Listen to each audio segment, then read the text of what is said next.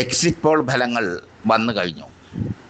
Exit poll ഫലങ്ങൾ എല്ലാം കേരളത്തിലെ എക്സിറ്റ് പോൾ ഫലങ്ങൾ എല്ലാം പറയുന്നത് UDF അധികാരത്തിൽ വരുമെന്നാണ്.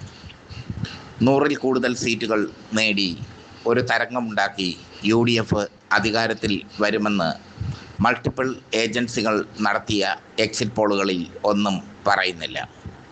പരമാവധി 85 സീറ്റ് വരെയാണ് എല്ലാവരും പ്രവചിക്കുന്നത്.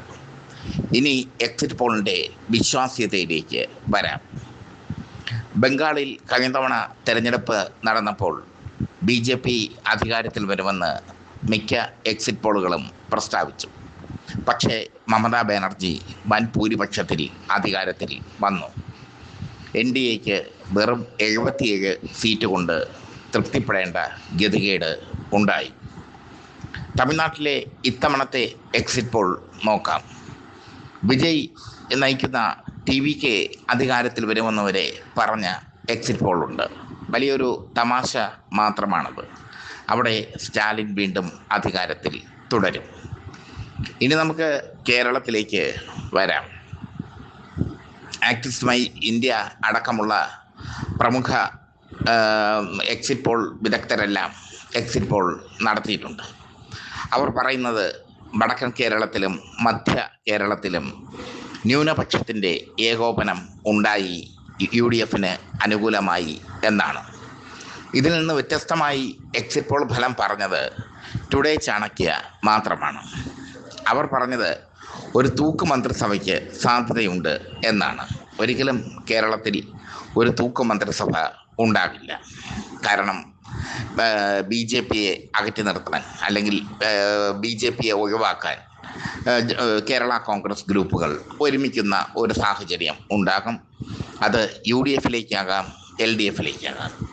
മുസ്ലിം ഏകീകരണം സംഭവിച്ചു എന്ന് പറയുന്ന ആക്സിസ് മൈ ഇന്ത്യ അടക്കമുള്ള എക്സിറ്റ് പോൾ ഏജൻസികൾ 54% വരുന്ന ഹൈന്ദവ വിഭാഗത്തിൻ്റെ ഏകീകരണം ആർക്ക് പോയി എന്നതിനെപ്പറ്റി കൃത്യമായി പറയുന്നില്ല. ഹൈന്ദവരിൽ 27% ഈഴവ വോട്ടുകളാണ്. ഈഴവ വോട്ടുകളും ദളിത് വോട്ടുകളും CPMലേക്ക് പോകാനുള്ള സാധ്യത അല്ലെങ്കിൽ LDFന് വീഴാനുള്ള സാധ്യത വളരെ കൂടുതലാണ്. ജെൻസി വോട്ടുകൾ BJPയിലേക്ക് അല്ലെങ്കിൽ BJPയിലേക്കും UDFിലേക്കും പോയി എന്നാണ് എക്സിറ്റ് പോൾ നടത്തിയ ഏജൻസികളുടെ കണ്ടെത്തൽ. അവിടെയും പിഴവുകൾ സംഭവിക്കും. ജെൻസി വോട്ടുകൾ എന്നാൽ പുതുതലമുറയുടെ വോട്ടുകളാണ്. ക്യാമ്പസുകളിൽ SFIയുടെ കൊടി പിടിച്ച് നടന്ന പുതുതലമുറ മാറ്റി ചിന്തിക്കാനുള്ള സാധ്യത കുറവാണ്. പല എക്സിറ്റ് പോൾ ഫലങ്ങളും പിഴച്ച സംഭവ വികാസങ്ങൾ ഉണ്ടായിട്ടുണ്ട്. മധ്യപ്രദേശിൽ തെരഞ്ഞെടുപ്പ് നടന്നപ്പോൾ കോൺഗ്രസ് അധികാരത്തിൽ വരുമെന്ന് എല്ലാ എക്സിറ്റ് പോളുകളും പറഞ്ഞിരുന്നു. പക്ഷേ അധികാര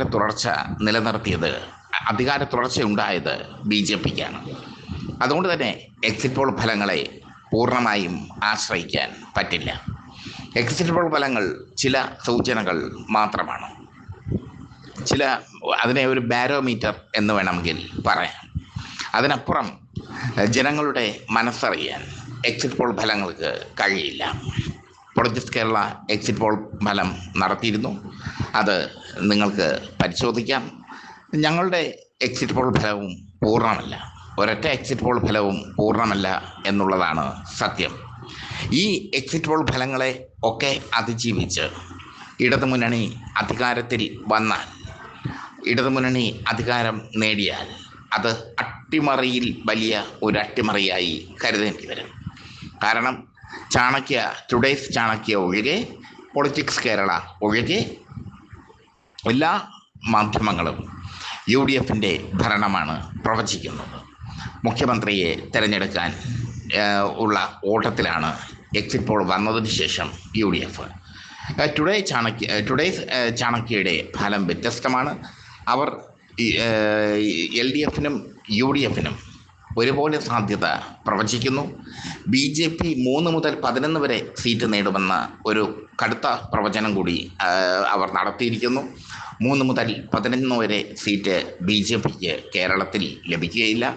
ബി ജെ പിക്ക് പരമാവധി 1 മുതൽ 3 വരെ സീറ്റ് മാത്രമേ ലഭിക്കുകയുള്ളൂ. പരമാവധി 3 വരെ സീറ്റ് അതുതന്നെ കിട്ടിയാൽ ഭാഗ്യം എന്ന് വേണമെങ്കിൽ പറയാം. എക്സിറ്റ് പോൾ ഫലങ്ങളെ മറികടന്ന് LDF അധികാരത്തിൽ വരും എന്നതിൻ്റെ സൂചനകളാണ് ഞാൻ ഈ വീഡിയോയിലൂടെ എൻ്റെ പ്രിയപ്പെട്ട പ്രേക്ഷകരുമായി പങ്കുവയ്ക്കുന്നത്.